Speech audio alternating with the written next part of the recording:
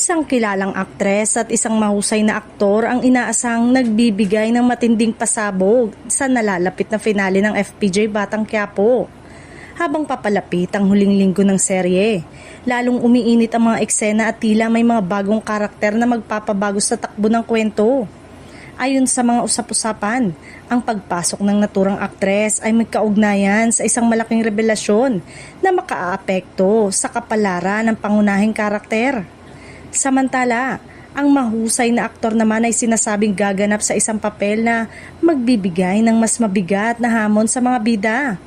Hindi man inilalabas ang kanilang mga pangalan, sinasabing parehong award-winning at kilala sa industriya ang dalawa. Sa mga nakaraang linggo, sunod-sunod ang matitinding tagpo sa serye, lalo na sa karakter ni Coco Martin bilang si Tanggol. Marami ang nagtatanong kung ang pagpasok ng mga bagong personalidad ay magiging kakampi ba o kalaban sa huling laban na haharapin niya.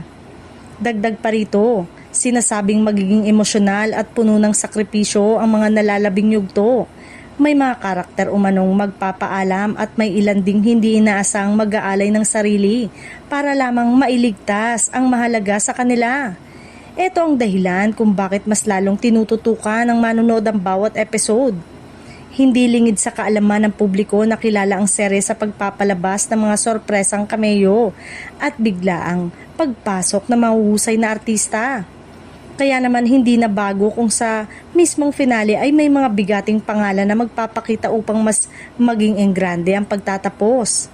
Habang hinihintay ang opisyal na kumpirmasyon, nananatiling palaisipan kung sino-sino ang dalawang artistang ito. Ngunit isang bagay ang sigurado, sa nalalapit na pagtatapos ng FPJ Batang Quiapo, hindi basta-basta matatapos ang kwento ng walang matinding pasabog na mag-iiwan ng marka sa mga manonood.